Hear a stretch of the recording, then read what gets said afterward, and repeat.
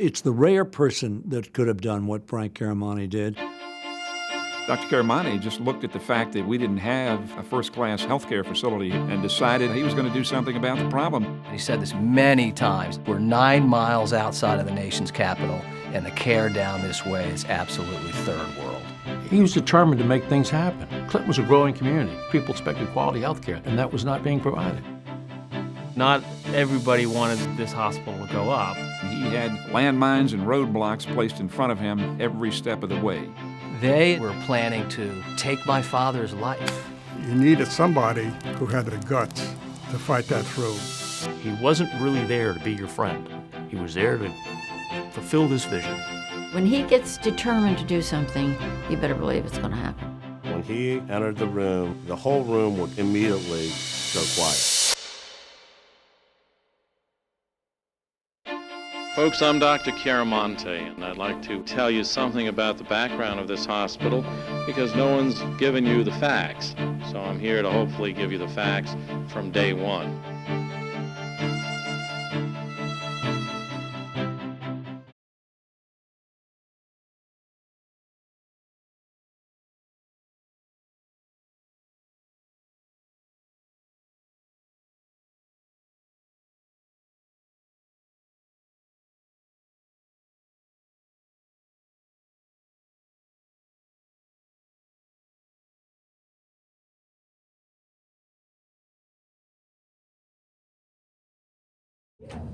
So, about the film, this has brought a certain amount of attention to Prince George's County, and obviously from the history. Did you expect this level of acknowledgement and response to the film?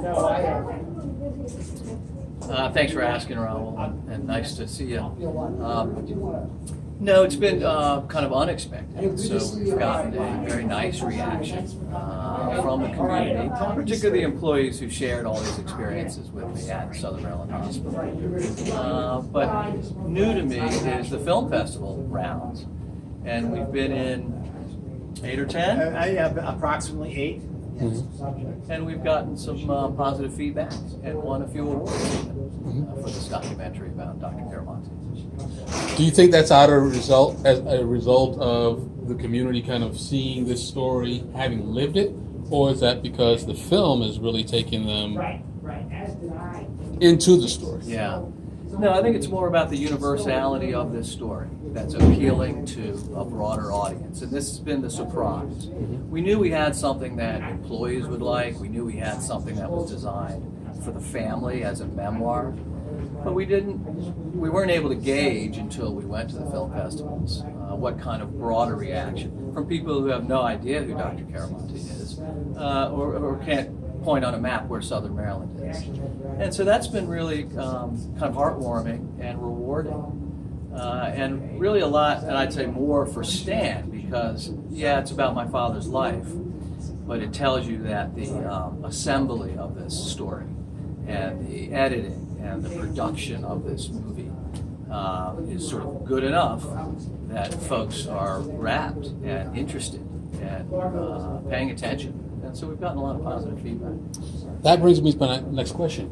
How did you come together on the span of the story? How to tell the story? How to get from point A to point B with the story? Well, I'll just jump in on that one. It takes a while. It started with like 30 interviews, and we didn't necessarily go into this film with the intent of going into film festivals. It was really for that private audience.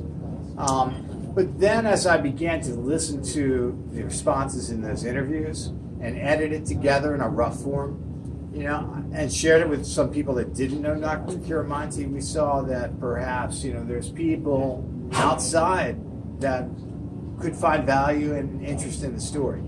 So, so with that, I tried to put it together in a fashion that wasn't necessarily like a linear chronology of his life. Right. I wanted to do something that would draw the audience in, and you have to have a hook, in a way. And so we created that first act of the film to basically draw the audience in, so they would connect emotionally with Dr. Chiaramonte's character. And there are these, again, universal draws. So you have an immigrant story, there's a Marylander story. There's kind of an up from the bootstraps person who grew up virtually in poverty, kind of being successful and following his dream. So I think there's a lot for people to grab onto if you didn't know Dr. Chiaramonte. And having to pull all those strings together, as you said, 30 interviews, and then the timeline that you came up with, and you got to deal with a budget, you got to deal with some kind of constraint. How did it come together for the two of you working together? I imagine for the first time. We actually have worked together. Many years. Informally in other ways, right? So Stan's first job out of college, and we were college buddies, was at Southern Maryland Hospital. And we were at the stage when sort of video production, digital production was just being sort of invented, I think. Or maybe the technology hasn't changed. First things we shot were VHS. There you go. Back in 1984. But the organization, the hospital organization, needed a department to help us with our mostly internal training videos. This video that you see in the movie of Dr. Chiaramonte was an orientation video that Stan For actually... employees, that Stan actually produced and put together. So that was very helpful because Stan was in the culture, not so long, a couple of years? Yeah, 2.5 years. 2.5, but enough to understand this vibrant character, the strong character, Dr. Chiaramonte, and that the rest of the organization was like a big family around this strong sort of father figure. And so Stan kind of had that, so he knew when it was time to put this together. Now, flash forward, 35 years, he had a good sense for what he was after. So it was helpful. So we've done that together. Along the way, also Stan produced a few commercial ads for us.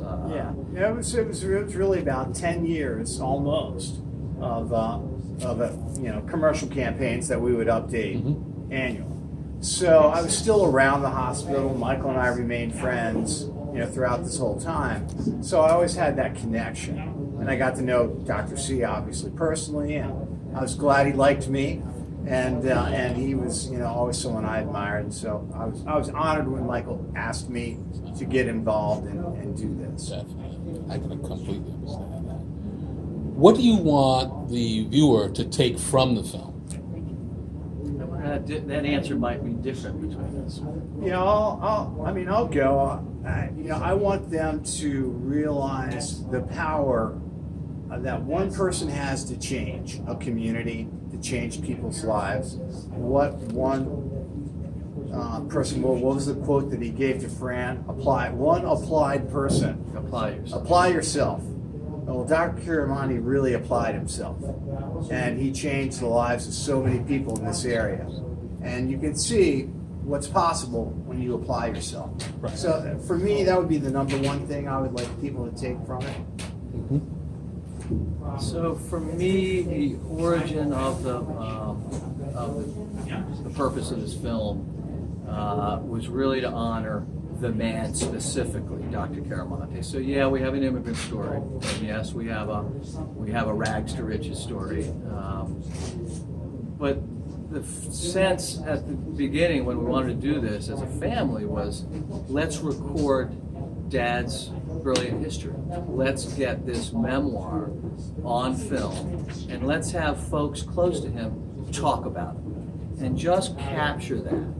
So really still the number one objective for me was to make a family memoir and a story that we could pass along now to generations of grandchildren, and they can get a sense for how special their granddaddy was. You think you got that? I think we achieved it. All right. How do you think he would have felt about the film? Well, consistent with what my brother says in the film, he wasn't much about adulation. He didn't take praise very well. He had a good, healthy ego, but the act of being praised was always uncomfortable for him, which also might explain why his philanthropy was quiet. He didn't want the adulation that comes with it. What he would say about giving money away is, that's easy. Making the money is hard. Someone wants to applaud me for building this hospital and sort of making it, fine. Anybody can write a check.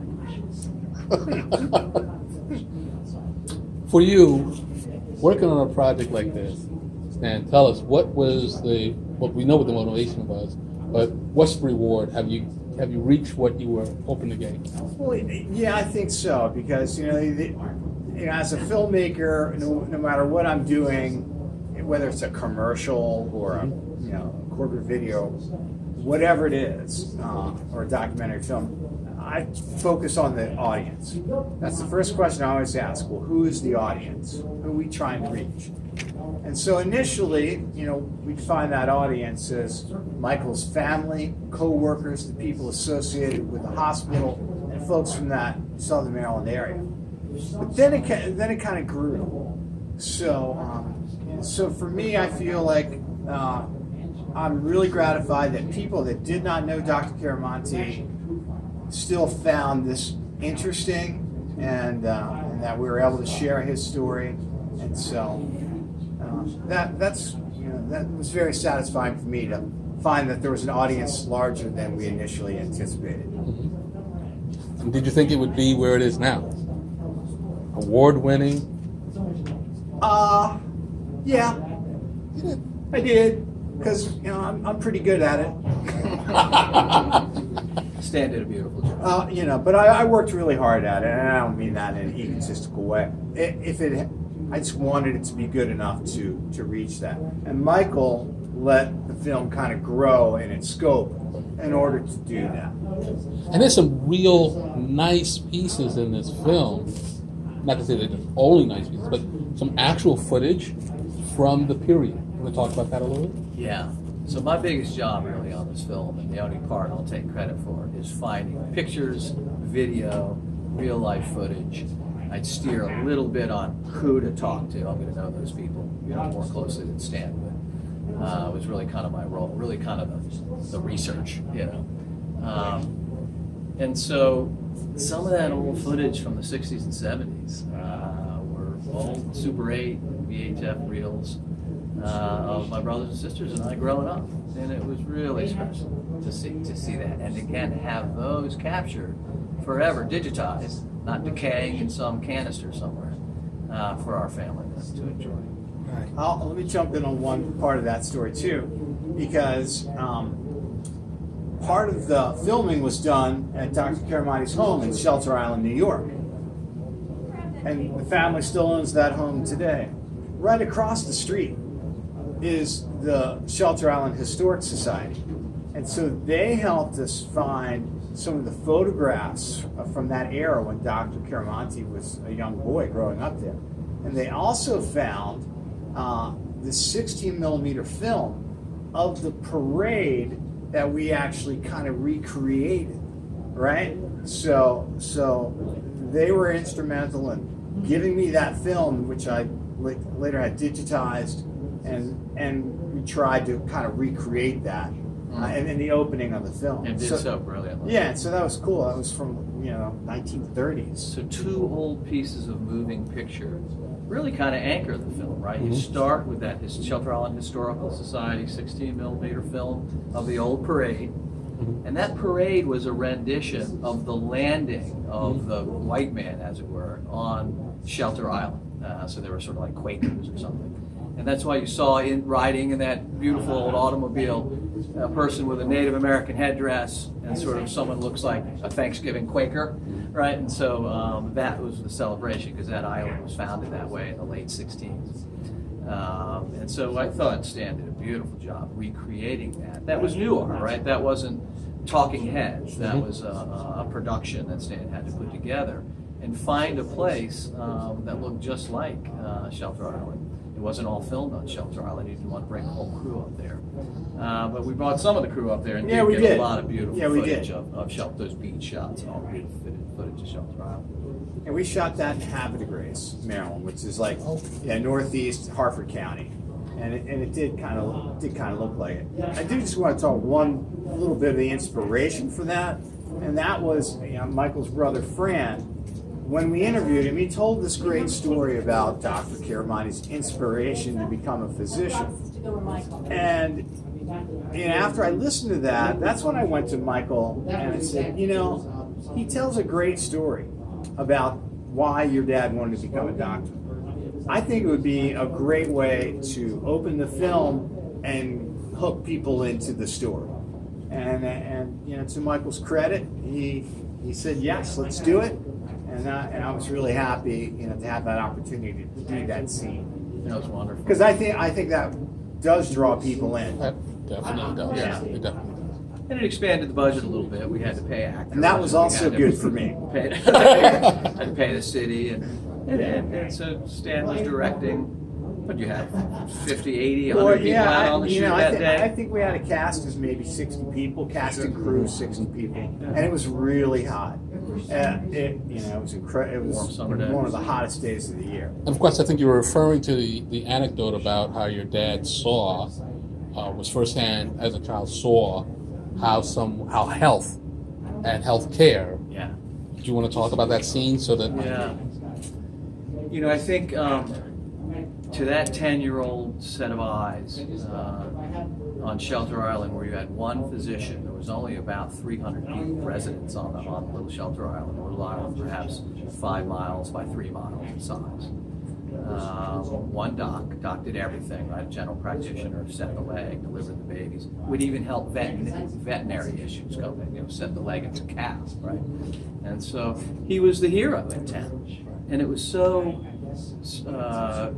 pointed at that moment where no one else knew what to do to the man that had fallen over and passed out at the parade, that it became powerful in my father's eyes. That this is like a superhero swooping in, saving this person's life. I want to be that. I want to do that. And you talk to doctors and they'll often tell you there was a singular experience in their life. Hey, when did you decide to be a doctor? Often about themselves. Oh, we got in a car accident, my legs were blown up, and the docs, and that was so impactful in my life. Not an uncommon story to have a medical occurrence inspire a physician to do that. But I was speaking earlier about, edit this part in, about two pieces of film that sort of anchor. And the second one, of course, was the orientation film of Dr. Chiaramonte. Jump us up or something. Was the orientation film of Dr. Chiaramonte.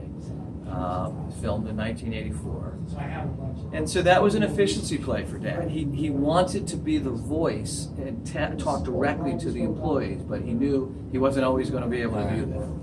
And so he said, hey, Stan, come down here and film this and capture it, and I'll do my full dog and pony show, and then we'll just play this for orientation. That, I think, was another critical piece of moving film that we return to periodically. And Stan uses it to reinforce points made, I noticed. So one of the speakers will talk about Dad's characteristic, and then he'll display that very characteristic in that orientation film. And I thought it was a powerful way he handled that. Yeah, it was critical. Having Dr. Chiaramonte himself was so important to the film. There's nothing better than having a first-person account. Right, absolutely.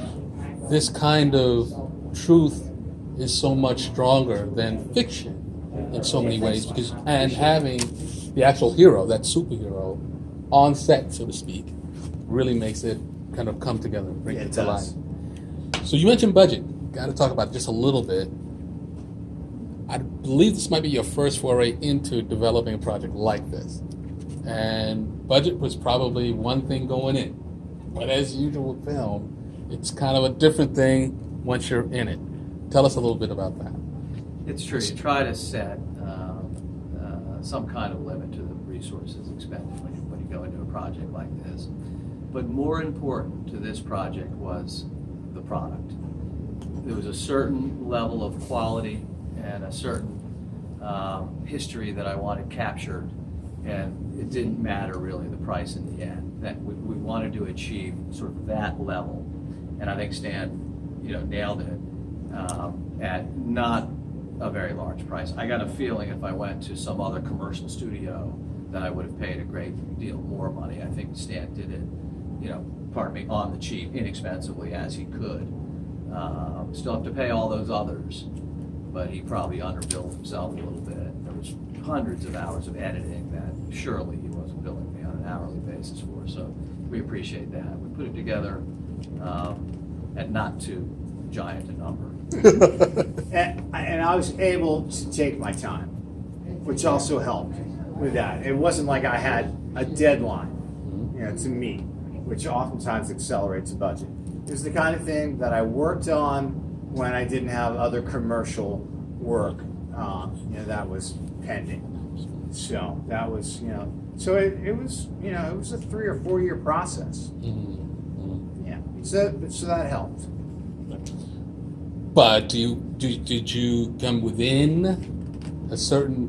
What's the number? Do we have a number that we have a card ball? He wants to know the number. idea. I'll give you that. I mean, the classic line when anyone asks that to a filmmaker is, well, it was under $1 million, or it was under $5 million, or it was under a certain amount. It was I'll say this. I'm not going to say the number because it's not my place, but many documentary filmmakers, it's a passion project, and many of them are not funded. It's all done on their own. Right. And so I did have the opportunity of having someone who was going to fund and pay for some of it, and so that was a big opportunity, and so I was fortunate to have that, because not every filmmaker has that. They're big, borrow, and steal to get their film made. Right. Yeah. Did the budget work well enough for you to consider doing something like this again? How about that? Does that make it easier? Yeah.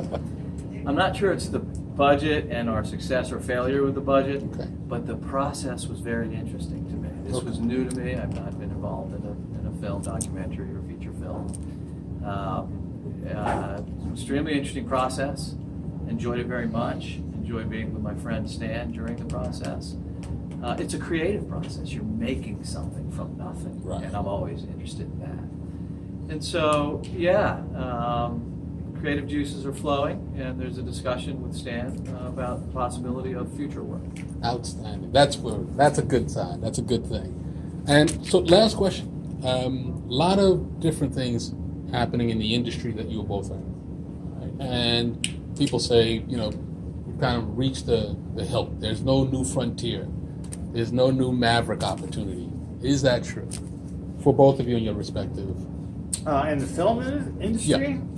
Yeah. Well, I think there's more and more opportunity these days than perhaps ever before with the new streaming services, on top of traditional, television and cable television, things like YouTube. There's just more opportunities for your work to get out there. However, with that, there's more content being pushed out, and so there's more to cut through. You know what I mean? So to get yourself noticed, I think takes more work. It's harder in some respects. It's easier to get it out there so people can see it, but to actually get it noticed, probably even more difficult than it was years ago. Years ago, you could make an independent film, and since there weren't that many made, it might get noticed, it might get some press. These days, there's literally 7,000 film festivals across the world. So there's a lot of filmmakers out there. And where do you stand? How are you doing? Well, I love it, and I'm hoping to do more. And I've been doing it, professionally for a long time. But this is actually my first documentary and or feature. So I hope to do more in that genre. Good. Yeah. So I'm developing a few things and have pitched a few ideas with Michael, and we'll continue to talk about it, and perhaps we'll do something. Good stuff. Yeah, look, it's kind of a technical question, so I would have to agree with Stan on it, that from a user standpoint, there's so much more content available and therefore needed at all these sort of tiers, far more tiers of access to content, right? You've got your commercial movie theaters for the top movies, but there's 100 other ways to see films now, right? Right on your phone, through all the electronic outlets, these film festivals. And so I think there's a niche and a place for sort of any level film that has a good story and is technically competent. But in health, in healthcare. Oh, healthcare specifically. Right. And I ask because your dad, you know, he's a bit of a maverick. He basically knocks some walls down to make some things happen, to make a better place. Yeah. And he charted something where nothing was before. Sure. And so this is why I asked the question of both of you, I see. in terms of that maverick spirit, that can-do pioneering spirit. And I get the sense that you are taking some of that spirit in your own right with some of the things you're working on. Yep. Always try to continue to grow and serve the community healthcare-wise. And right now, I'm working on a physical therapy company called ProFlex Physical Therapy, and it's going along well. That's another service that needs to be in the communities, close to people's homes, so they can get access to it. So I'll always be involved in care delivery. I was born into it, and it's what I know, and it's what I know how to do. Filmmaking for me, as opposed to Stan, where it's his life, for me it's icing, it's an extra, it's something of interest, almost a hobby. And so we'll probably continue, and you'll see us come out with what's likely a short or two before too long. It's not too late for modeling.